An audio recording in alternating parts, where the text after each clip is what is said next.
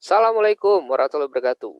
SIMAK UI merupakan seleksi ujian masuk UI dengan tingkat keketatan yang sangat tinggi. Untuk itu dibutuhkan persiapan yang sangat matang sebelum kita mengikuti ujian tersebut. Salah satunya adalah dengan membahas soal-soal SIMAK UI sebelumnya. Nah, seperti apa soal-soalnya? Yuk kita bahas aja.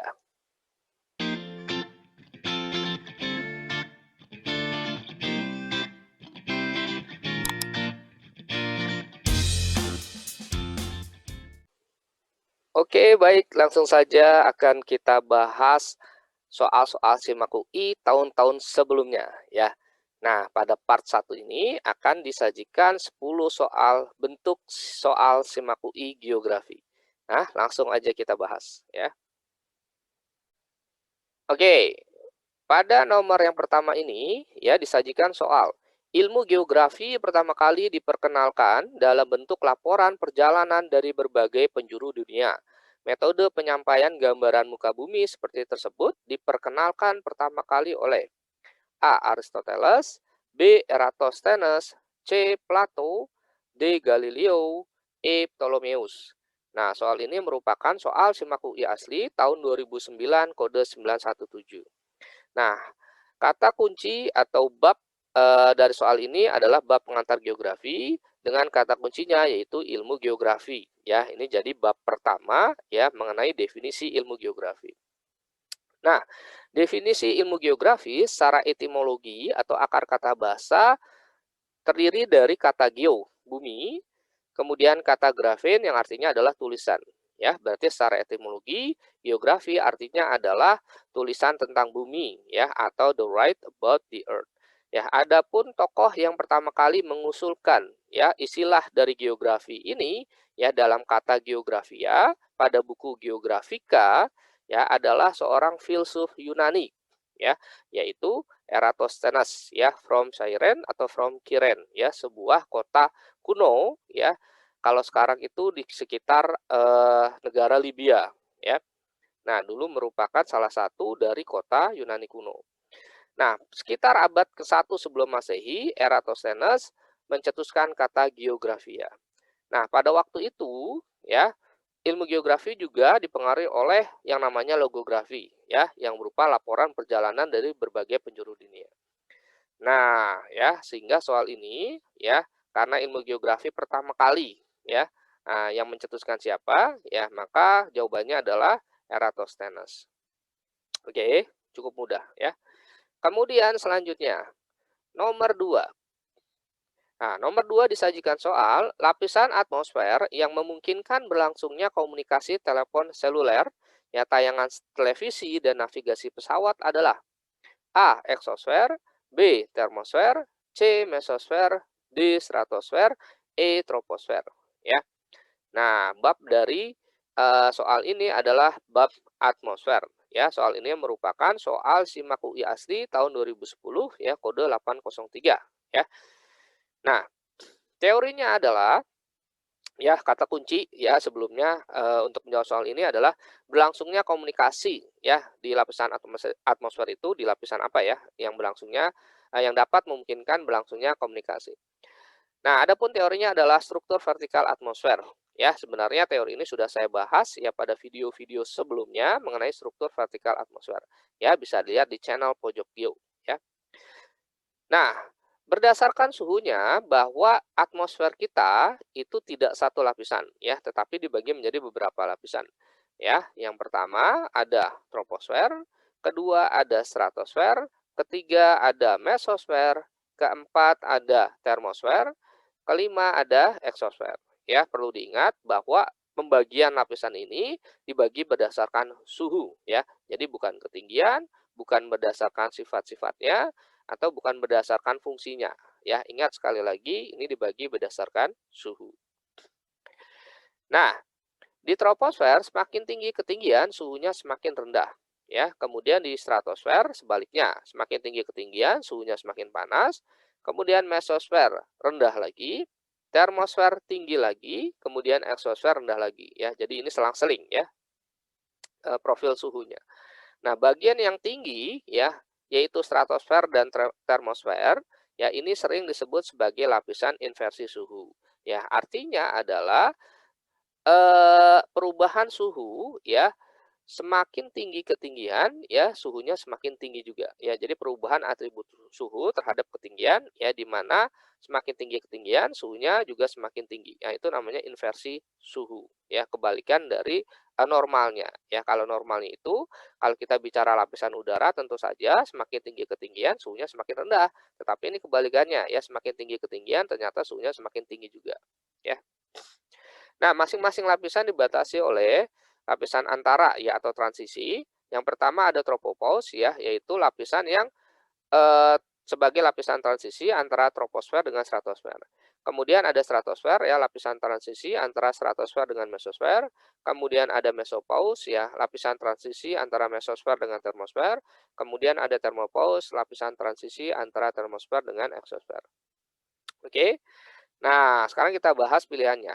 Nah, eksosfer merupakan lapisan yang berfungsi sebagai pembatas antara atmosfer bumi dengan lapisan antar planet, ya, atau sering disebut interplanetary space, ya.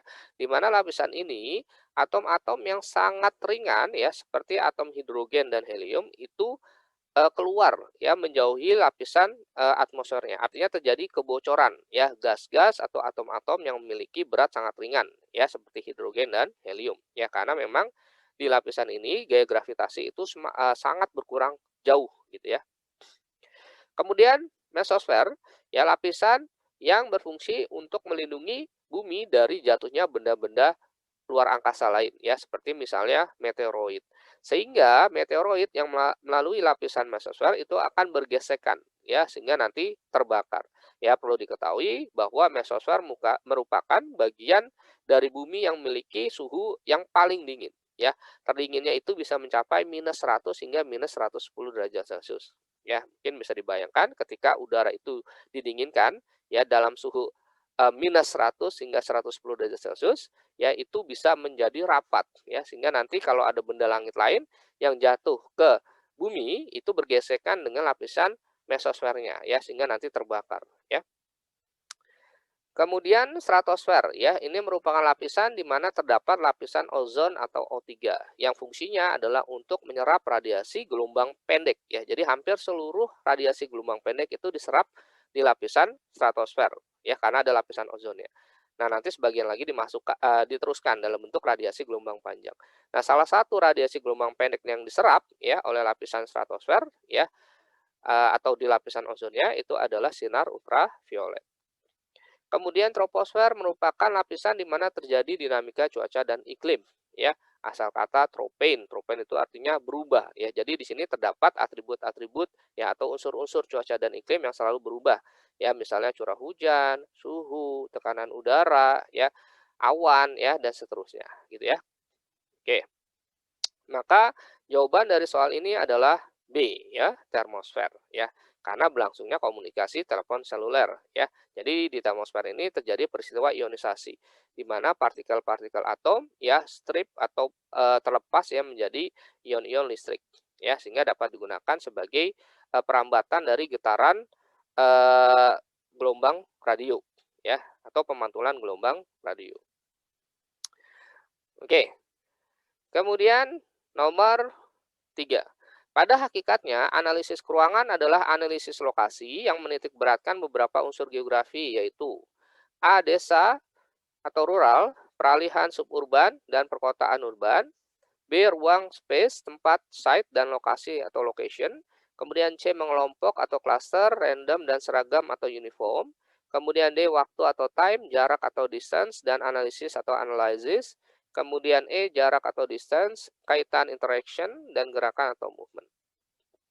Nah, soal ini sudah pernah juga saya bahas ya di beberapa video sebelumnya ya, bahwa pada dasarnya bab yang ditanyakan pada soal ini adalah bab pengantar geografi ya, merupakan soal SIMAK UI 2011 kode 811 ya. Nah, sebenarnya soal ini sangat teoritis sekali nih ya. Ini textbook banget ya. Jadi beberapa soal SIMAK itu memang ada beberapa yang textbook ya. Jadi tidak bisa tidak bisa menggunakan nalar ya atau logika karena dia textbook ya. Nah, adapun kata kuncinya adalah analisis keruangan. Nah, secara teorinya, ya textbooknya bahwa analisis keruangan merupakan ya yang pertama analisis yang menekankan pada eksistensi ruang atau keberadaan ruang ya. Misalnya adalah ketika kita bicara tentang pola atau kita mengkaji tentang pola, ya kemudian struktur, kemudian proses ya yang terjadi dalam sebuah ruang ya. Kemudian kedua, menekankan pada penyediaan ruang yang ada untuk berbagai kegiatan yang dirancangkan ya. Kemudian yang ketiga menekankan pada penyebaran ruang ya. Jadi kalau kita bicara distribusi ya atau penyebaran itu berarti kita bicara pendekatan keruangan. Kemudian yang keempat merupakan analisis lokasi. Nah, ini poinnya ya. Jadi kalau kita bicara analisis lokasi, baik itu lokasi absolut maupun lokasi relatif ya. Nah, itu semuanya menggunakan pendekatan keruangan ya. Nah, yang menitik beratkan pada jarak atau distance, kaitan atau interaction, dan gerakan atau movement. Nah, ini textbook banget ya. Nah, sehingga pada soal ini jawabannya adalah E, ya. Analisis keruangan merupakan analisis lokasi yang menitik beratkan pada jarak, kaitan, dan gerakan. Oke, baik. Selanjutnya nomor 4. Nah, pada nomor 4 ini ya disajikan sebuah peta, ya. Jika dihitung dengan menggunakan selisih derajat lintang, maka skala peta di atas adalah berapa? Ya, A 1/37 juta, B 1/33.300.000, yang C 1/27.750.000, yang D 1/27 juta, yang E 1/22.200.000, ya. Nah, ini merupakan soal SIMAK UI tahun 2012 kode 821. Nah, itu bisa dicek aja. Adapun babnya adalah pastinya peta, ya, karena yang ditanya adalah skala petanya, ya. Nah, teorinya adalah yang disebut skala peta adalah perbandingan antara jarak pada peta ya dengan jarak sebenarnya di permukaan bumi ya. Jadi yang dibandingkan adalah jarak peta dengan jarak sebenarnya. Sehingga nanti rumusnya adalah S sama dengan JP per JS. Di mana S adalah skala, JP adalah jarak petanya yang biasanya dinyatakan dalam satuan cm tetapi tidak selalu ya. Di beberapa negara dia pakai satuan inci misalnya. Kemudian JS artinya adalah jarak sebenarnya ya dengan satuan kilometer ya, di beberapa negara dapat menggunakan satuan mil ya. Nah, dari soal ini angka yang penting adalah di petanya di situ ada angka 9 cm ya. Nah, ini berarti berlaku sebagai jarak petanya. Kemudian angka 30 derajat adalah berlaku sebagai jarak sebenarnya. Ya, sehingga perhitungannya adalah S sama dengan 9 cm dibagi dengan 30 derajat. Nah, tetapi karena jarak sebenarnya adalah masih dalam satuan 30 derajat, ya dalam satuan derajat maksudnya, maka ini harus diubah dulu ya menjadi satuannya kilometer. Nah, seperti apa mengubahnya? Di sini ada teorinya.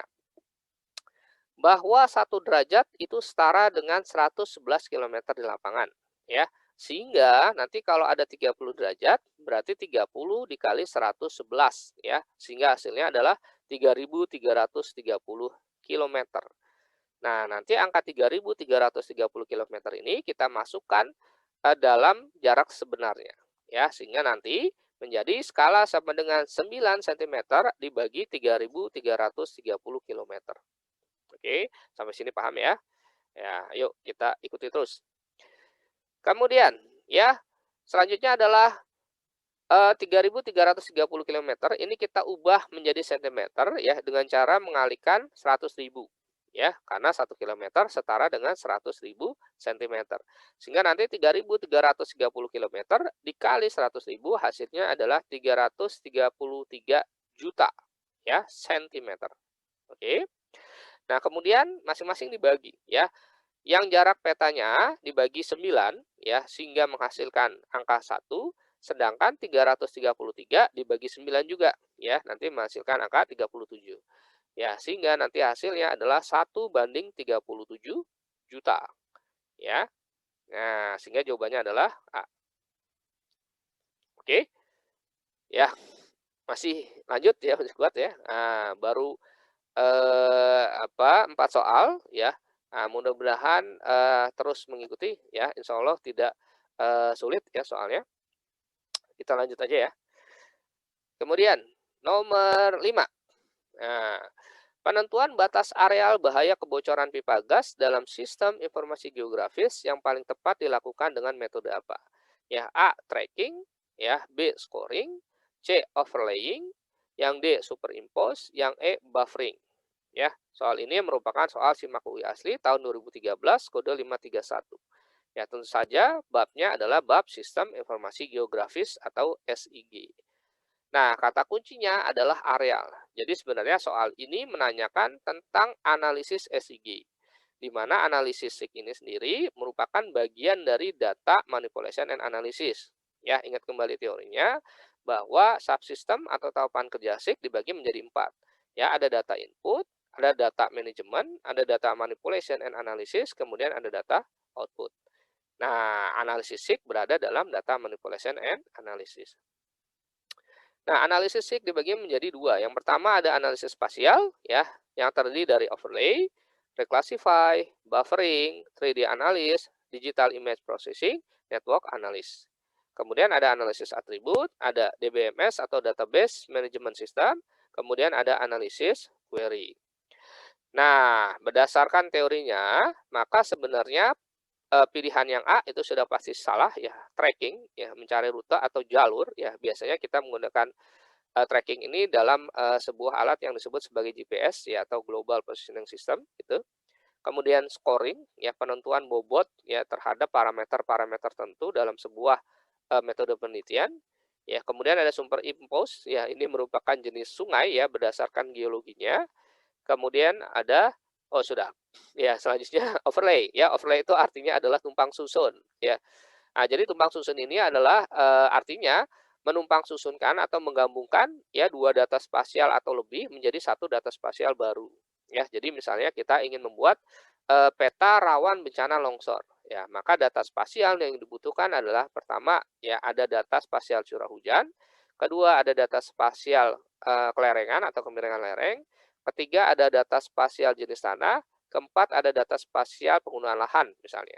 Ya, kemudian dihubungkan atau di overlay, ditumpang susunkan. Ya, nanti menjadi satu data spasial baru yaitu peta rawan bencana longsor misalnya. Oke. Kemudian reclassify, analisis klasifikasi, buffering. Nah, di sini ya, area, poligon atau luasan. Jadi analisis buffering ini sebenarnya analisis yang berfungsi ya untuk memberikan sebuah atau mengkaji sebuah area ya, mengkaji sebuah objek ya di mana objek tersebut akan diberikan luasan ya atau perimeter ya atau jarak atau poligon ya atau area ya.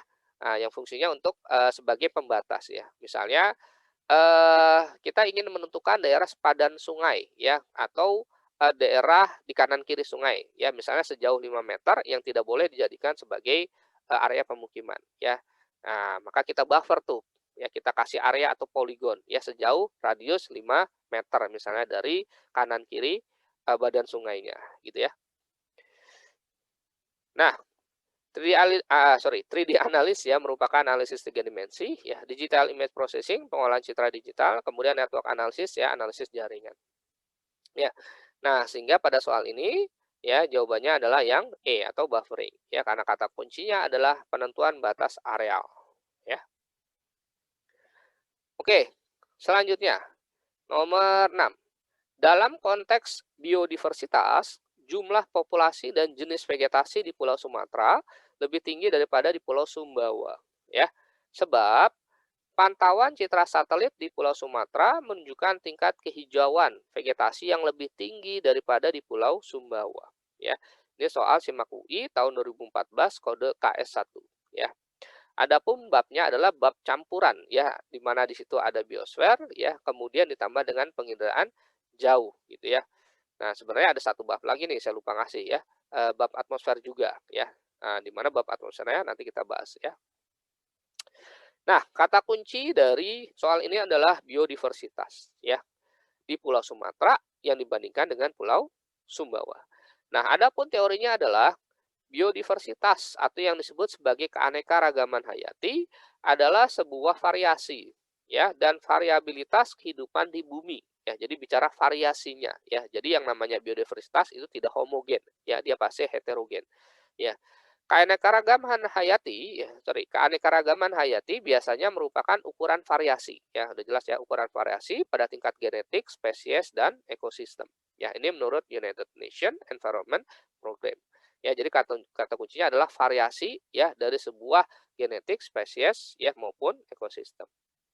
Nah, kalau berdasar teorinya bahwa pulau di Indonesia itu secara sederhana ya atau secara umum ya ini memiliki iklim. Nah, ini apa saya bilang bahwa bab ini sebenarnya ada soal ini sebenarnya ada bab atmosfernya gitu ya tentang iklim ya. Kalau sederhana kita pakai iklim Köppen gitu ya, yang membagi iklim berdasarkan suhu dan curah hujan. Nah, jadi Sumatera, Kalimantan, Sulawesi bagian utara, Papua bagian utara itu secara iklim adalah iklim AF ya atau iklim hutan hujan tropis ya. Ingat, ini secara umum ya. Jadi kita belum bicara iklim secara spesifik nanti ya. Misalnya kalau di Sumatera pun itu tidak semuanya AF gitu ya. Kemudian di Kalimantan pun tidak semua AF, di Sulawesi ya itu tidak semua AF, kemudian di Papua juga tidak semua AF ya. Ini cuma secara umum ya, Sumatera, Kalimantan, Sulawesi ya, terutama bagian utara dan Papua ya bagian utara dia AF. Kemudian Jawa itu AM ya, kemudian Kepulauan Nusa Tenggara ya dan seterusnya itu merupakan AW. Nah, AF sendiri tadi saya bilang hutan hujan tropis ya, iklim hutan hujan tropis, kemudian AM iklim hutan musim, kemudian AW iklim sabana tropis. Nah, menurut Koppen bahwa Pulau Sumatera ini secara umum tadi ya adalah AF ya. Sedangkan Pulau Sumbawa adalah AW. Nah, sehingga sebenarnya dari segi biodiversitas ya Pulau Sumatera ini dia lebih tinggi biodiversitasnya ya karena merupakan iklim hutan hujan tropis ya di mana ciri dari hutan hujan tropis adalah merupakan hutan yang heterogen. Nah, itu kata kuncinya ya, heterogen, beragam ya. Jadi memiliki banyak variasi. Kemudian kedua, dia hijau sepanjang tahun atau sering disebut sebagai evergreen forest ya. Kemudian memiliki minimal 4 strata tajuk ya, mulai dari forest floor ya, kemudian ada understory layer, kemudian ada canopy layer, kemudian ada emergent layer ya. Jadi dari situ aja kita bisa melihat bahwa struktur tajuknya itu dia sangat beragam ya. Kemudian memiliki kerapatan sangat tinggi ya, kemudian dia lebat ya, kemudian memiliki kelembaban yang tinggi juga, dasar hutan itu menjadi gelap gitu ya. Kemudian terdapat liana ya atau pohon sulur ya, kemudian ada epifit yang menumpang dengan tanaman lain atau tumbuhan lain ya dan seterusnya. Sehingga sebenarnya hutan hujan tropis atau di Pulau Sumatera itu secara biodiversitas ya itu sangat tinggi ya karena memiliki hutan hujan tropis. Sedangkan Pulau Sumbawa ini dari segi biodiversitas itu lebih rendah dibandingkan Pulau Sumateranya ya karena iklimnya adalah AW atau sabana tropis. Nah, adapun sabana sendiri adalah padang rumput yang sangat luas ya yang diselingi oleh pohon-pohon perdu, pohon keras ataupun semak belukar. Ya, jadi ada rumput banyak gitu ya, kemudian nongol ya pohon gitu ya atau padang rumput ya banyak di situ ada semak belukar ya dan seterusnya. Jadi secara variasi dalam sebuah ekosistem dia lebih rendah ya dibandingkan hutan hujan tropis ya. Jadi pernyataan yang atas itu betul. Kemudian pernyataan yang bawah ya, pantauan citra satelit di Pulau Sumatera ya menunjukkan tingkat kehijauan vegetasi yang lebih tinggi daripada Pulau Sumbawa. Nah, jadi dibandingkan antara Sumatera, Sumbawa, Pulau Sumatera dengan Pulau Sumbawa ya dari segi tingkat kehijauannya. Nah, adapun tingkat kehijauan ya ini pernyataan yang pernyataan yang bawah ya atau alasannya betul ya. Kenapa? Karena tingkat kehijauan ini bisa dilihat dari sebuah parameter yang disebut sebagai NDVI ya, normalized ya, difference vegetation index. Ya, ini sudah agak advance sedikit ya, sedikit aja ya. Normalized difference vegetation index itu merupakan indeks perbedaan tingkat kehijauan dalam sebuah vegetasi. Dan itu bisa dicari atau diteliti dengan menggunakan citra Landsat ya, baik itu Landsat 7 ataupun Landsat 8 ya, dengan menggunakan panjang gelombang, near infrared atau inframerah dekat dan reflektasi atau pantulan gelombang merahnya ya sedikit ya. Nanti ada rumusnya itu. Ya, NDVI sama dengan near infrared ya dikurangi reflektasi dari gelombang merah ya kemudian dibagi dengan near infrared ya plus ya reflektasi gelombang merah gitu. Ya. Nah, ini secara sederhana ya. Jadi kita tidak usah terlalu ke sana ya biar nggak pusing. Ya, pokoknya tingkat kehijauan itu dapat dicari dari indeks perbedaan tingkat vegetasi ya dengan menggunakan citra Landsat 7 dan Landsat 8 gitu. Nah, jadi secara tingkat kehijauan Pulau Sumatera karena dia secara iklim ya hutan hujan tropis, ya berarti ada vegetasi hutan hujan tropis di sana, ya pasti memiliki tingkat hijauan yang lebih tinggi dibandingkan dengan Pulau Sumbawa, ya yang secara, vegetasi di situ hanya sabana saja, oke?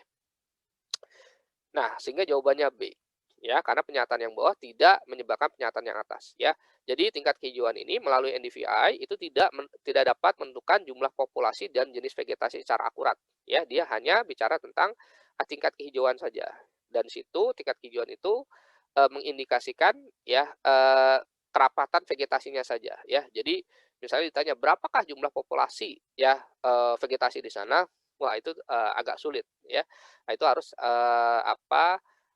penelitian di lapangan ya atau data primer ya ataupun mengambil dari sumber-sumber, sekunder yang lain ya. Kemudian jenis vegetasi juga agak susah di situ ya. Oke, jadi nomor 6 jawabannya yang B. Kemudian nomor 7 ya. Faktor yang menyebabkan beragamnya terumbu karang di perairan Raja Ampat ya dan Teluk Cendrawasih Papua adalah ya A. Keberagaman ikan dan suhu hangat, B. Perairan dangkal dan keberagaman ikan, C. Perairan jernih dan jalur pelayaran, D. Suhu hangat dan perairan jernih, E. Jalur pelayaran dan suhu hangat. Ya, ini soal SIMAK UI 2016 ya, babnya laut dan pesisir.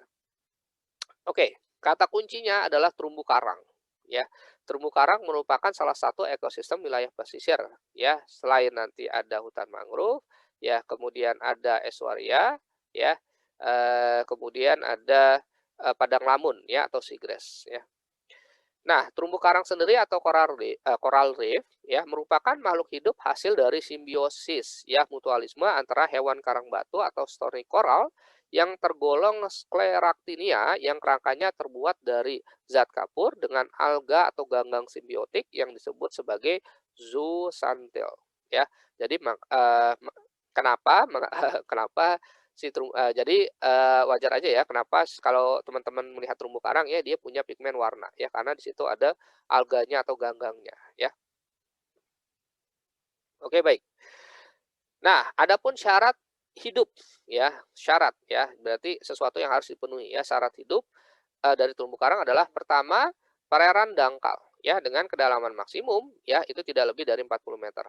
Artinya bahwa terumbu karang itu, secara, lingkungan hidup ya dia optimum hidup di perairan dangkal dengan kedalaman tidak lebih dari 40 meter. Jadi ini zona-zona neritik ya secara bathymetric zone ya dan zona-zona eufotik ya secara penetrasi cahaya ya. Jadi kalau lebih dari itu agak sulit ya dia. Kemudian yang kedua suhu 25 hingga 30 derajat Celcius ya. Artinya adalah bahwa terumbu karang itu hidup di daerah dengan suhu yang hangat ya. Di mana 25 sampai 30 derajat Celcius ini merupakan ciri dari suhu permukaan air laut di daerah tropis ya. Nah, jadi sebenarnya terumbu karang itu makhluk hidup khas daerah tropis. Tapi meskipun demikian ya ada beberapa jenis terumbu karang yang dia dapat hidup di daerah yang lebih dingin ya. Misalnya ada terumbu karang yang namanya Lovelia pertusa ya, dia hidup di daerah lintang sedang ya hingga agak sedikit tinggi ya di daerah Atlantik bagian utara ya. Oke. Selanjutnya. Baik. Kemudian salinitas, ya salinitas adalah jumlah kandungan garam yang terdapat dalam satu volume air laut. Ya, itu salinitasnya sekitar salinitasnya sekitar 27 hingga 40 per mil atau per 1000 ya. Oke, kemudian airnya jernih ya sehingga nanti sinar matahari dapat masuk ya. Kalau airnya kotor ya banyak sedimentasi agak susah ya. Karena sebenarnya terumbu karang ini melalui alganya ya dia dapat melakukan fotosintesis. Ya, jadi fotosintesis itu ya dia butuh sinar matahari ya di mana terjadi reaksi ya CO2 plus H2O dengan bantuan sinar matahari ya ultraviolet ya khususnya ya menjadi C6H12 O6 ya plus O2 ya itu kalau di biologi ya nah, gitu ya. Oke, kemudian arusnya dinamis ya dinamis ini maksudnya dia selalu berputar terus ya untuk menghilangkan sedimen-sedimen dasar laut ya. Kemudian substrat yang keras dan bersih dari lumpur ya. Jadi substrat ini artinya media tanamnya atau media di mana terumbu karang itu hidup ya. Dia bisa benda-benda padat lain ya, bisa batu, ya bisa tanah, bisa besi ya yang, jatuh ke dasar laut ya, bisa kayu ya dan seterusnya gitu. Oke. Nah, maka soal ini jawabannya adalah yang D, suhu hangat dan perairan jernih ya. Tadi suhunya sekitar 25 sampai 30 derajat Celcius ya, kemudian airnya jernih.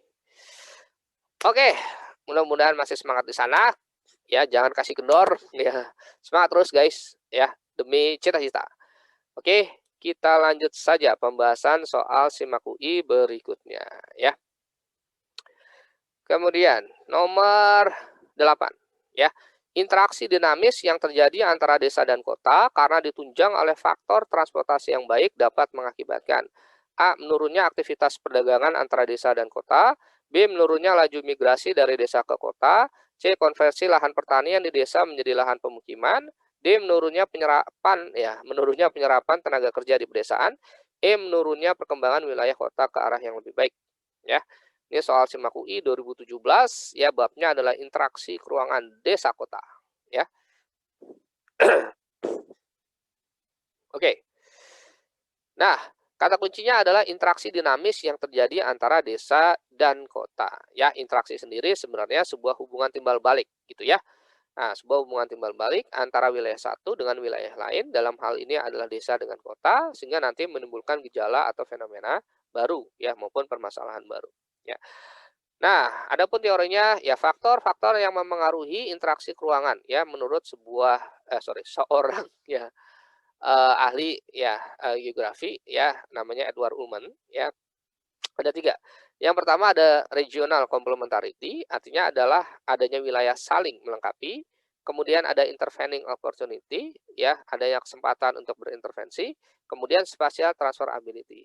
Nah, pada soal ini sebenarnya bicara tentang spatial transferability atau kemudahan pemindahan dalam ruangnya. Di mana kemudahan pemindahan dalam ruang ini dipengaruhi oleh satu, ya, ada jarak baik absolut maupun relatif, ya. Kemudian kedua, biaya transportasi atau transport cost. Kemudian ketiga, morfologi, ya, bentuk permukaan bumi. Kemudian yang keempat, kemudahan sarana dan prasarana transportasinya. Oke. Nah, di situ ada di soalnya ya, karena ditunjang oleh faktor transportasi gitu ya. Berarti sarana dan prasarana transportasi ini sangat mempengaruhi terjadinya interaksi antar wilayah ya, dalam hal ini desa dan kota. Yang pertama, ya yang A ini sudah pasti salah. Harusnya ketika ditunjang oleh faktor transportasi yang baik, ya, maka interaksi yang terjadi antara desa dan kota itu harus menaikkan, ya, bukan menurunkan. Ya, di situ kan menurunnya aktivitas perdagangan. Ya, harusnya naiknya aktivitas perdagangan antara desa dengan kota. Kemudian yang B juga salah, ya, menurunnya laju migrasi. Ya, migrasi sendiri kan sebenarnya perpindahan penduduk ya dari suatu wilayah ke wilayah lain. Nanti bisa dibagi dua, ada migrasi temporer ya berdasarkan waktunya ya, kemudian ada migrasi permanen gitu ya. Nah, harusnya kalau terjadi ditunjang oleh faktor transportasi yang baik, maka migrasi dari desa ke kota itu harus semakin intensif ya, karena infrastrukturnya atau jaringan transportasinya sudah bagus ya. Kemudian yang D salah, menurunnya penyerapan tenaga kerja di pedesaan, ya harusnya naiknya penyerapan tenaga kerja di pedesaan ya akibat meluasnya kota ya, meluasnya kota akibat terjadi interaksi desa dengan kota ya, yang ditunjang oleh faktor transportasi yang baik ya. Jadi industri-industri berskala kecil, sedang ya, yang membutuhkan tenaga kerja ya, itu nanti dapat menyerap ya tenaga kerja yang ada di desa. Kemudian menurunnya perkembangan wilayah kota ke arah yang lebih baik ya, harusnya meningkatkan ya perkembangan wilayah kota ya, karena tadi transportasinya sudah semakin maju. Maka jawabannya adalah C, terjadinya konversi lahan ya atau alih guna lahan ya, dari lahan pertanian menjadi lahan pemukiman gitu ya. Oke. Kemudian nomor 9. Erupsi Gunung Tambora pada tahun 1815 telah memicu kenaikan suhu udara di muka bumi. Ya, sebab erupsi gunung api menghasilkan debu dan partikel vulkanik ya ke lapisan atmosfer dan menghalangi cahaya matahari. Ya. Ini soal SIMAK UI 2018 ya, babnya litosfer ya. Adapun kata kuncinya adalah erupsi Gunung Tambora tahun 1815 ya. memicu kenaikan suhu ya. Jadi erupsi ya dihubungkan dengan kenaikan suhu udara. Ya, kita lihat teorinya. Erupsi adalah proses keluarnya magma ya, proses keluarnya magma dari dalam bumi menuju permukaan ya. Jadi kalau belum sampai ke permukaan ya itu namanya intrusi ya, proses penerobosan magma dari dalam melalui celah-celah batuan ya, belum sampai keluar itu intrusi. Cuma kalau sudah keluar ya, gunung meletus misalnya, itu berarti namanya erupsi ya. Nah, ketika gunung bererupsi, yaitu akan menghasilkan material, ya, bisa berupa padatan, ya, atau yang disebut eflata, ada debu vulkanik, abu vulkanik, lapilli atau bom vulkanik, ya, nu ardente atau awan panas merupakan salah satu material yang secara partikel dia termasuk ke dalam debu vulkanik ataupun abu vulkanik, ya. Kemudian ada cair, yaitu lava lahar, kemudian mengeluarkan gas atau ekshalasi. Ya, ada fumarol ketika gasnya adalah H2O, mavet CO2 dan solvatar H2S ya. Nah, untuk pernyataan yang atas ya bahwa peristiwa erupsi Gunung Tambora tahun 1815 itu bukan sering ya, itu pernah disebut ya sebagai the year without summer ya. Artinya pada tahun 1815 itu terjadi tahun tanpa adanya musim panas ya di daerah lintang sedang. Ya, kenapa? Karena material hasil erupsi yang berupa debu vulkanik, abu vulkanik itu dia membumbung tinggi, ya, sehingga menghalangi masuknya sinar matahari ke permukaan bumi, ya. Nah, jadi material yang sangat dahsyat tersebut, ya, itu menghalangi laju penetrasi cahaya matahari ke permukaan bumi. Ya, sehingga pada tahun 1815 itu terjadi penurunan suhu ya. Jadi bukan kenaikan suhu udara ya, terjadi penurunan suhu ya. Nah, karena tidak ada musim panas tuh ya, disebut sebagai the year without summer ya. Sehingga pernyataan yang atas salah. Sedangkan pernyataan yang bawah, erupsi gunung api menghasilkan debu partikel vulkanik ya, ke lapisan atmosfer dan menghalangi cahaya matahari. Nah, ini betul ya, tadi kita sudah bahas ya bahwa ketika gunung api bererupsi dia akan menghasilkan debu dan partikel vulkanik ya. Oke. Maka jawabannya adalah D ya, di mana pernyataan atas salah ya, kemudian pernyataan bawahnya dia betul. Oke. Lanjut. Satu soal lagi guys. Ya, smart. Nah, kemudian nomor 10. Nah, pencetus pertama teori yang menyatakan bahwa terbentuknya sebuah kota tidak secara serentak dan memerlukan proses adalah A. August Loos, B. Christaller, C. von Thunen, D. Perroux, E. Alfred Weber. Ya, soal SIMAK UI 2019 ya, babnya adalah konsep wilayah dan pusat pertumbuhan. Wah, luar biasa nih. Ya, tadi kita sudah bahas dari tahun 2009 hingga 2019 ya. Nah, diwakili oleh satu soal. Ya, jadi udah 10 tahun nih. Ya, luar biasa. Ya. Nah, kata kunci dari soal ini adalah terbentuknya sebuah kota tidak secara serentak. Nah, teorinya adalah teori kutub pertumbuhan atau yang disebut sebagai growth pole theory ya. Ini merupakan sebuah teori yang pertama kali dicetuskan oleh ahli ekonomi sebenarnya yang berasal dari Prancis, yaitu si François Perron ya pada tahun 1955. Nah, menurut si Perron ya bahwa growth does not appear everywhere and all at once. It appear in points or development poles ya. Jadi artinya bahwa pertumbuhan itu tidak terjadi secara serentak ya di seluruh tata ruang ya dan secara serentak. Ya, tapi dia muncul atau ada pada poin ya, titik atau kutub-kutub pembangunan ya atau pertumbuhan ya. Nah, sehingga nanti jawabannya yang D ya, François Perron ya tahun 55.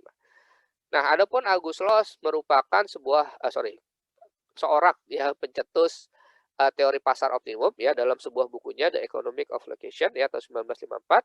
Kemudian Christaller merupakan seorang pencetus Central Place Theory pada tahun 1933 mengenai penelitiannya di kota-kota Jerman Selatan ya atau Bavaria Selatan ya. Kemudian von Thunen ya merupakan pencetus Land Rent Theory ya, teori sewa lahan ya. Kemudian Alfred Weber merupakan pencetus List Transport Cost Location Theory ya pada tahun 1909.